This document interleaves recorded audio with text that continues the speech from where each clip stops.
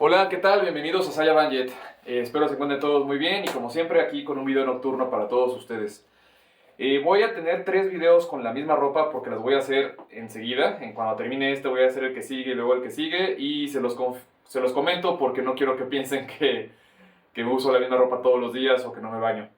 Pero bueno, no sé si este video va a ser antes o después de la entrevista que le hice a mi amigo de Clan, profesor Francisco Ramírez, pero los videos que ahorita voy a hacer están de cierta manera relacionados. Y bueno, pues en esta ocasión primero voy a hablar acerca de un tema que a mí me llamó mucho la atención porque yo no había interpretado o descifrado esto hasta que vi el video de un youtuber de Estados Unidos, que voy a poner pues el link a su video aquí abajo en la descripción para que lo conozcan. Es un chico joven y aunque su video o sus videos son como medio cómicos porque se medio burla y es como muy, no sé cómo decirlo, pues sí, burlón en su manera de expresarse, se me hace que es una persona muy inteligente y le gira bastante bien.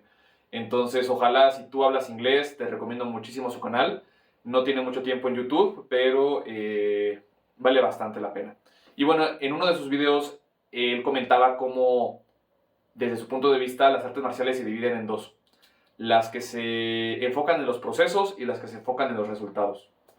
Yo sé que hay muchísimas maneras de poder estudiar o clasificar el medio marcial, pero estos dos puntos en particular me parecieron fenomenales porque es muy claro, muy fácil de entender y sobre todo muy real.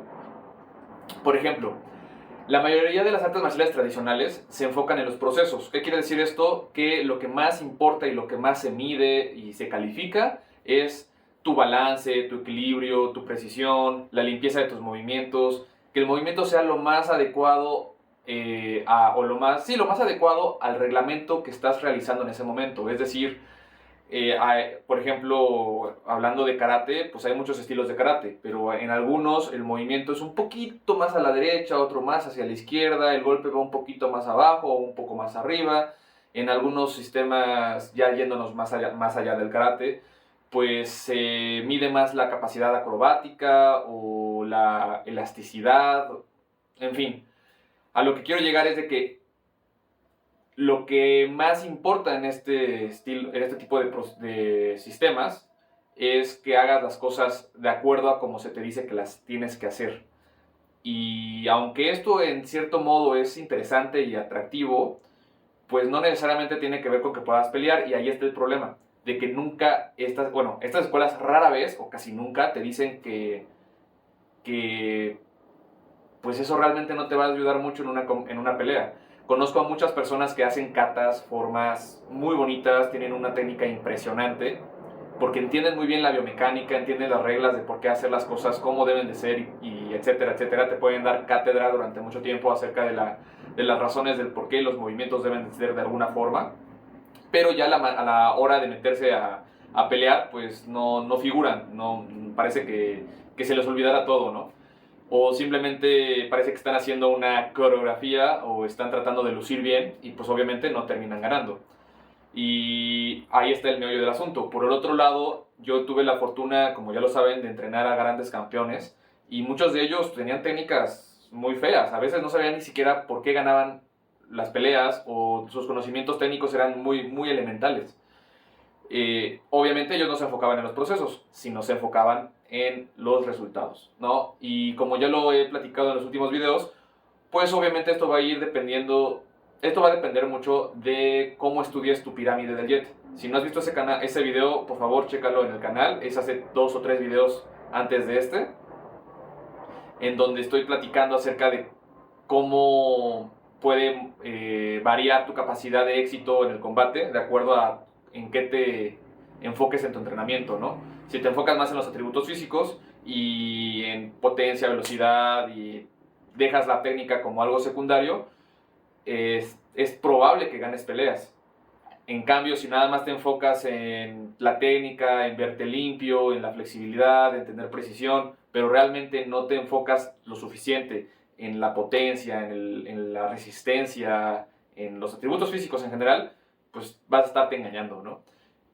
Y bueno, pues se los menciono porque muchas veces nos dejamos impresionar por profesores de artes marciales que hacen las cosas muy bonitas, muy mágicas, maravillosas, las hacen como si fueran películas. Y obviamente pues llama la atención y quisiéramos hacer las cosas de esa manera, pero no significa que eso nos vaya a servir para la pelea. Repito, la mayoría de los grandes peleadores que conozco, pues no es que tengan un gran repertorio de técnicas o movimientos, al contrario, prefieren hacer una técnica 1000 veces que hacer 1000 técnicas, ¿verdad? Eh, Así que pregúntate ¿tú estás en una escuela que se enfoca en los procesos o que se enfoca en los resultados? Aunque haya excepciones, muy probablemente si tú practicas algún arte marcial tradicional, kung fu, wushu, karate, en fin, inclusive el wing chun y demás, muy probablemente estés en una escuela de procesos, en donde vas a aprender muchísimo, vas a tener una gran cantidad de conocimiento que inclusive puede ayudarte a hacer del peleador mejor peleador, pero difícilmente a ti te va a formar como un peleador exitoso. Claro, salvo algunas excepciones. Recuerden que no son matemáticas, ¿no?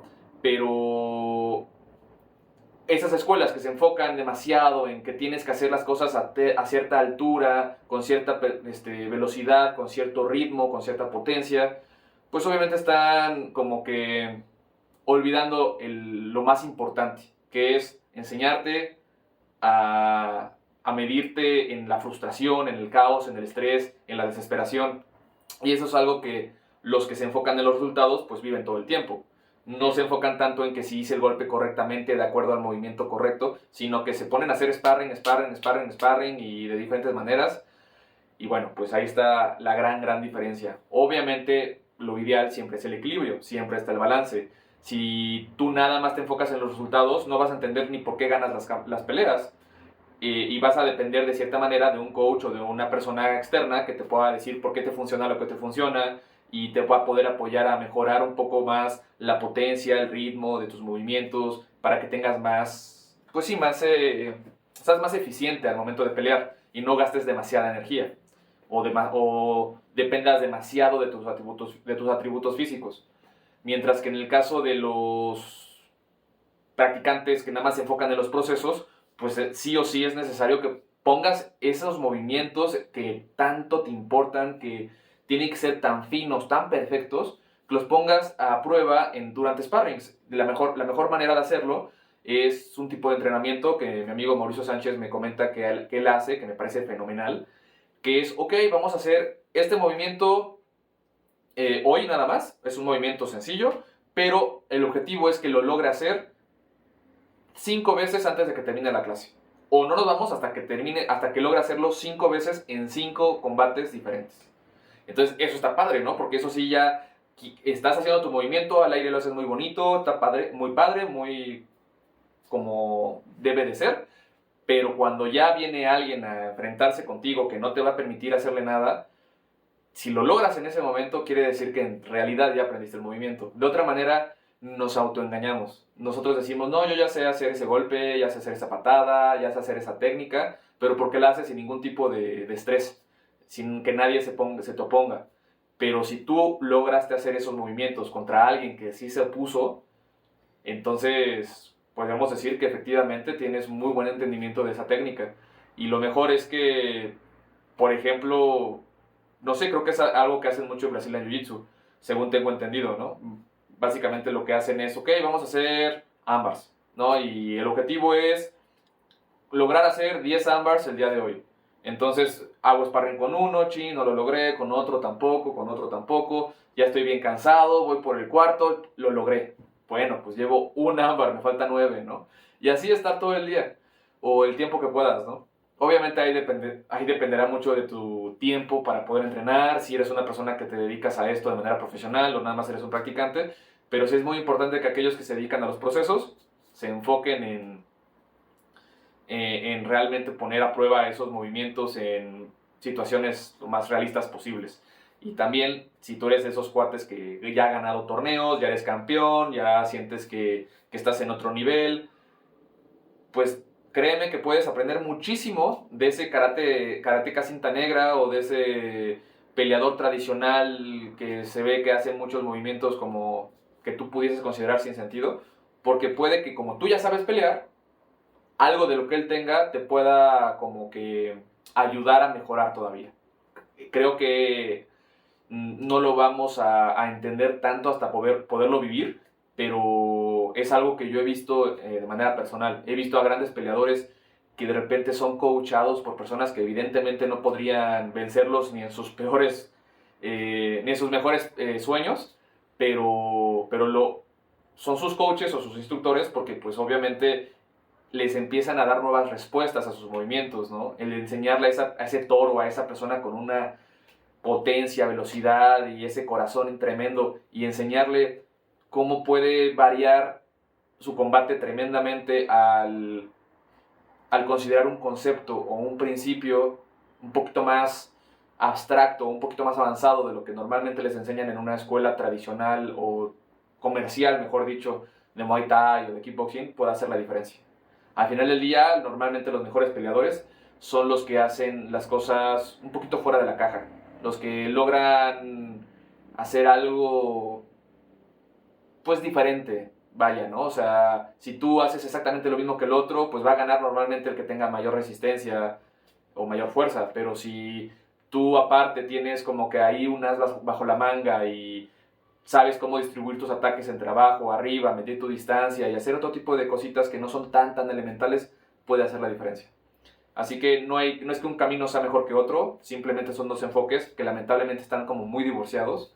Y si quieres ser un verdadero artista marcial, considera ambos mundos para pues realmente sacarle provecho a tu vida marcial. Bueno, primer video, nos vemos en el que sigue.